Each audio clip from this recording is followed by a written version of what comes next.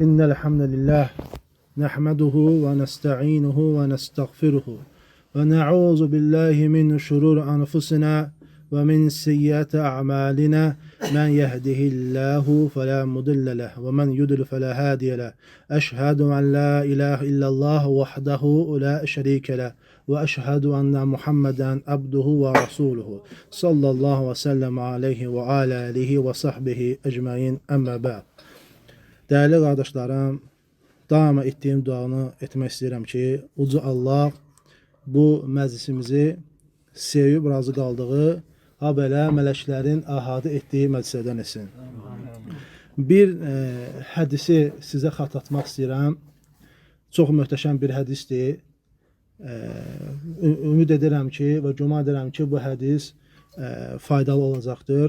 Və bu hədisə böyük tabinlərdən olan Səid ibn Əl-Musayib rahimehullah böyük tabinlərdən bu hədisə 3 Raşidi xəlifələrin qəbirlərin yozulmasını adlandırmışdır. Və hədis belədir ki, Abu Musa Əl-Əş'ari radiyallahu anhu rəvayət edir ki, Ənəhu təvadda'a fi beytihi thumma xaraca fəqalə لألزمن رسول الله صلى الله عليه وسلم ولأكونن معه يوم هذا. Buyurur ki, mən evdə dəstəmaz aldım. Sonra evdən çıxdım və dedim ki, bu gün mən Allah Resulü sallallahu aleyhi və səlləmlə birlikdə olacağım və onun yanından ayrılmayacağım. Fəcəəl məscid fəsəələ anin nəbiyyi sallallahu aleyhi və səlləm fəqalu vəccəhəhuna. Və həmin Abu Musa Əl-Əş'ari radiyallahu anhu məclisdə gəldi və Peyğəmbər sallallahu aleyhi və səlləm haqqında soruşdu. Ona dedilər ki, o bu tərəfdən getdi. Qalə fəxarəctu alə əthərihi əsəlu anhu həttə dəxalə bi'ra əriz. Deyir ki, mən onun izi ilə tərpəndim və soruşa sonra onun əris qurusunun yanında olan bağçada olduğunu bildim, öyrəndim və gəldim onun yanına. Və mən gəldim, həmin bağçanın qapısının yanında oturdum. Hətta Allah Resulü sallallahu aleyhi və səlləm öz ehtiyacını ödədi və dəstəmaz aldı. Fəqumtu ileyhi fəizəhu mən qad cələsə alə bi'ri əriz və təvəssətə quffəhə və kəşəfə an səqəyhi və dəlləhuma fil bir. Və mən durdum ayağa, gəldim Peyğəmbər sallallahu aleyhi və səlləm yanına və o həmin əris quyusunun yanında olan daşlığın üzərində oturdu və həmin o daşlığın, yəni kənarda olan bir məkanın ortasında oturdu və öz baldırını açdı və ayaqlarını quyuya salladı. Fəsəlləmtu aleyhi thumma saraftu fəcələstu indəl bəbi فقلت لأكونن بواب رسول الله صلى الله عليه وسلم اليوم. Və mən Peyğəmbər sallallahu aleyhi ve sellemə salam verdim və sonra onun yanından ayrıldım. Yenidən gedib həmin bağçanın yanında olan qapıda oturdum və dedim ki, mən bu gün Allah Resulünün sallallahu aleyhi ve sellemin qapıçısı olacağım. Fəcə Əbu Bəkir radiyallahu anhu فدفع الباب فقلت من هذا فقال أبو بكر فقلت على رسلك ثم ذهبت فقلت يا رسول الله هذا أبو بكر يستأذن فقال إذن له وبشره بالجنة. Sonra deyir, mən qapının ağzındaydım. Abu Bakr gəldi, qapını döydü. Mən dedim ki, bu kimdir? Dedi ki, Abu Bakr. Dedim, burada gözlə. Sonra Allah Resulü sallallahu aleyhi ve sellem yanına gəldim və dedim ki, ey Allahın Resulü, bu Abu Bakirdir. Sənin yanına gəlmək üçün izin istəyir. Ona dedi ki, ona izin ver və onu cənnətlə müjdələ. Fəəkbədu həttə qultu li-Əbi Bəkir udxul və Rasulullah sallallahu aleyhi ve sellem yubəşşiruka bil cənnə. فدخل أبو بكر حتى جلس عن يمين النبي صلى الله عليه وسلم معه في الكف ودل رجليه في البر كما صنع رسول الله صلى الله عليه وسلم وكشف عن ساقيه. Və mən Abu Bəkirin yanına getdim və dedim ki, Allah Resulü sallallahu aleyhi ve sellem yanına daxil ol. O səni cənnətlə müjdələdi. Abu Bakir Peyğəmbər sallallahu aleyhi ve sellem yanına gəldi. onun sağ tərəfində, hansı ki quyunun qırağında, oturduğu daşlığın qırağında olan sağ tərəfində oturdu. Və o da öz ayaqlarını quyuya salladı. Necə ki Allah Rəsulu sallallahu aleyhi ve sellem etdiyi kimi. Və sonra öz baldırını açdı. Sonra mən qayıtdım, yenə həmin qapının yanında oturdum. Və mən evdən çıxanda qardaşımı buraxmışdım və qardaşım da dəstəmaz alırdı. Və qardaşım dəstəmaz alırdı və mənə gəlib qoşulacaqdı. Və mən dedim ki, Allah əgər bir filan kəsə xeyir istəyərsə və bu zaman öz qardaşını qəsd edərək, əgər Allah bir filan kəsə xeyir istəsə, o onu bura gətirər. فإذا إنسان يحرك الباب فقلت من هذا فقال عمر بن الخطاب فقلت على رسلك ثم جئت إلى رسول الله صلى الله عليه وسلم فسلمت عليه فقلت هذا عمر يستأذن فقال إذن له وبشره بالجنة. Və sonra mən qapının yanındaydım. Birdən bir insan qapını sirkəməyə başladı. Yəni hərəkətə gətirdi. Dedim kimdir? Dedi ki Ömər ibn Xattabdır. Dedim gözlə. Sonra gəldim Allah Resulü sallallahu aleyhi ve sellem yanına, ona salam verdim. Dedim ki bu Ömərdir, səndən izin istəyir sənin yanına gəlmək üçün. Allah Resulü sallallahu aleyhi ve sellem dedi ki ona izin ver və cənnətlə müjdələ. فجئت عمر فقلت أذن ويبشرك رسول الله صلى الله عليه وسلم بالجنة فدخل فجلس مع رسول الله صلى الله عليه وسلم في القف عن يساره ودل رجليه في البير. Sonra Ömer'in yanına getdim və dedim ki Allah Resulü sallallahu aleyhi ve sellem sən izin verdi və səni cənnət ilə müjdələdi. O da onun yanına daxil oldu və Allah Resulü sallallahu aleyhi ve sellemin sol tərəfində oturdu. Sağ tərəfində Əbu Bəkr oturmuşdu. O da gəlib onun sol tərəfində oturdu və o da ayaqlarını quyuya salladı. ثم رجعت فجلست فقلت إن يريد الله بفلان خيرا يعني أخاه يأتي به. Yenə mən qayıtdım, həmin bağçanın qapısının ağzında oturdum. Dedim ki Allah bir filan kəsə, yenə qardaşını qəsd edərək filan kəsə xeyir istəyirsə onu bura gətirər.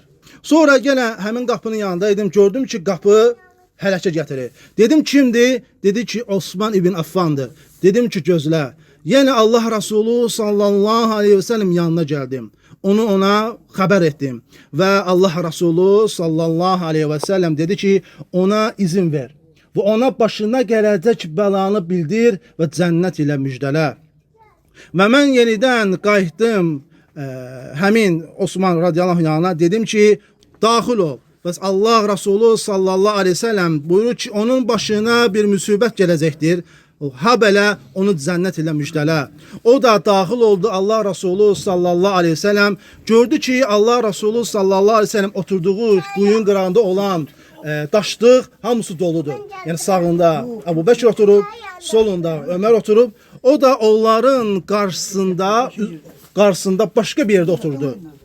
Və tabinlərdən, böyük tabinlərdən olan Səid İbn Əl-Musayib deyir ki, mən bunu onların, yəni böyük xəliflərin qəbirlərini yozdum. Və digər ləfdə isə gəlir ki, həmin o sahabə Əbu Musa Osman ibn Affana deyir ki, Allah Resulü sallallahu aleyhi ve sellem sənə başına gələcək bəlanı bildirmişdir və sonra səni cənnətlə müjdələyir və o da Osman ibn Affan Allah həmd edir, sonra dedi ki, Allah bizim yardımcımız olsun. Dəyərli qardaşlarım, bu hədisdə möhtəşəm faydalar vardır. Çox möhtəşəm bir hədisdir. Bu faydadan birincisi odur ki, hədisdə insan daima dəstəmazı olması. İnsanın daima dəstəmaz olması. Hardan çıxdı bu fayda? Əbu Musa Əl-Şari evdən çıxanda neynədi? Dəstəmaz aldı. Buna görə də digər hədisdə Allah Resulü sallallahu aleyhi ve sellem deyir ki, dəstəmazı yalnız mömin qoruyar. Ona görə bu faydalardan birinci hədisə möminin, yəni hər zaman dəstəmaz olması. İkinci fayda bu hədisdən sahabənin Peyğəmbərlə birlikdə olmasının həris olması. Yəni necə? Sahabə nə dedi? Dedi, mən bugün evdən çıxacağam, Allah Resulü sallallahu aleyhi ve sellemlə birlikdə olacağam, onun yanından tərpənməyəcəm. Üçüncü fayda bu hədisdə Əbu Bəkrin, Ömərin, Osmanın fəziləti ki, onlar cənnət əhlidir. Allah Resulü sallallahu aleyhi ve sellem nə dedi? Onları cənnətlə müjdələ. Bu rafizilərə nədir? Rəddiyədir ki, hansı ki onların şanına salırlar. Deyirlər ki, Peyğəmbər sallallahu aleyhi ve sellem vəfatından sonra onlar münafiq oldular. Amma bu hədis bizə nə göstərir ki, onlar hamısı nədir? Cənnət əhlidirlər. Həmçində dördüncü fayda odur ki, Peyğəmbərliyin dəlillərindəndir bu hədis. Niyə görə? Çünki Osman radiyallahu nə idi? Sağ idi. Və gəldi onun yanına nə dedi Peyğəmbər sallallahu aleyhi ve sellem? Dedi ki, onun başına gələcək bir müsibəti bildir və həmçinin də cənnət müjdələ. Və bu hadisə baş verməmişdi. Amma Peyğəmbər sallallahu aleyhi ve sellem qabaqcadan onu bildirdi. Bu da nədir? Peyğəmbərin əlamətindəndir. Həmçində bu Osman radiyallahu zamanda bu bəla hansı ki bu bəla başı vermişdir. Onun qapısının ağzına gəlmişlər, yığışmışlar Osman radiyallahu öldürməyə və sonra onun evinə daxil olurlar və Osmanı öldürürlər. Və öldürəndə onun qanı, Osmanın qanı Mushafın, yəni Quranın üzərinə töküldü. Və onun qanı o vaxt Quranı bu ayənin üzərinə damladı. Onun qanı bu ayənin üzərinə damladı. Onlardan qorunmaq üçün Allah sənə yetər. O eşidəndir və biləndir. Onlardan qorunmaq üçün Allah sənə yetər. O eşidən və biləndir. Və bunun Osmanın radiyallahu anh qanı bu ayənin üzərinə töküldü. Və təfsirçilərdən Ət-Təbər Rahimullah deyir ki, Osmanı öldürənlərin hər biri qətlə yetilərək öldürülmüşdür. Həmçinin İbn Kəsir Rahimullah deyir ki, onların hər biri dəlilic tutaraq ölmüşdür. Yəni bu ayə onu göstərir ki, Osmanın qətilləri hamısı öldürülmüşdür. Sonra həmçinin dəyərli qardaşlarım, faydalardan 5-ci, insanın əhlinə, qardaşına xeyirlə ümidləndirməsi. Çünki Peyğəmbər sallallahu aleyhi ve sellem sahabələrinə cənnətlə müjdələməsi, həmçinin bunun faydaları odur ki, insan öz əhlinə, qardaşına xeyir ümidləndirsin. Həmçinin də burada bir gözəl fayda var qardaşlar, çox gözəl fayda. Əbu Musa Öməri gördü qapıda, qayıtdı Peyğəmbər sallallahu aleyhi ve sellemə salam verdi. Halbuki Əbu Musa Ömərdən əvvəl görmüşdü Peyğəmbəri sallallahu aleyhi ve sellem görmüşdü. Gəldi, salam verdi, getdi qapının ağzına oturdu. Ömər gələndə nə elədi? Gəldi, salam verdi. Bəzi qardaşlar nə deyir? Məsəl üçün məclisdən durur, gedir 5 dəqiqə, 10 dəqiqə aralanır. Qaydanda deyir ki, onsa salam vermişdim də mən. Nə ehtiyacı var salam verməyə? Bu hədis bizə nə göstərir? Ki biz getsək də 5 dəqiqə, 10 dəqiqə aralansaq da, qayıtsaq da salam verməli, bu sünnədir. Necə ki, Əbu Musa Ömər radiyallahu anh gələndə Peyğəmbər sallallahu aleyhi ve sellem nə elədi? Salam verdi. Həmçinin də 7-ci faydalarından izin ədəbi. Necə ki, Peyğəmbər sallallahu aleyhi ve sellem yanına gələndə sahabələr nə elədi? İzin istədilər. Ona görə də insan kimisə evinə gedəndə, hansısa böyüklərin yanına girəndə nə eləməlidir? İzin istəməlidir. Həmçinin alimlər gətirirlər ki, sağ tərəfdə oturmağın müstəhəb olması. Niyə görə? Həm çünki Peyğəmbər sallallahu aleyhi ve sellem daima sağdan sağı sevərdi.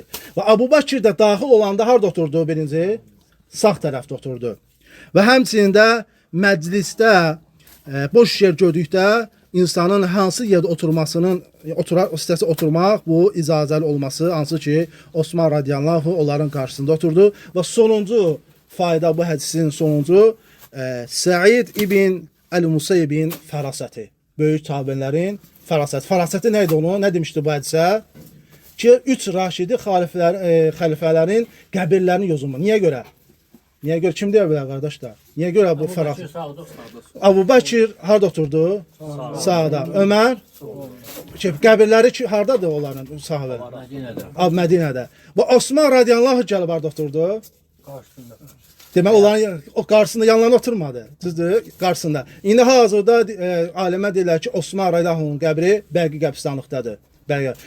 Bu tabinin də fərasəti idi ki, bu hədisi onunla yozdu ki, onların qəbirlərinlə yəni yozdu. Və düşünürəm ki, bu hədis hər üçün faydalı oldu. Subhanakallahumma bihamdik, əşhədu ən la iləhən, əstəğfiruka və ətubə ileyk. Allah sizdən razı olsun qardaşlar.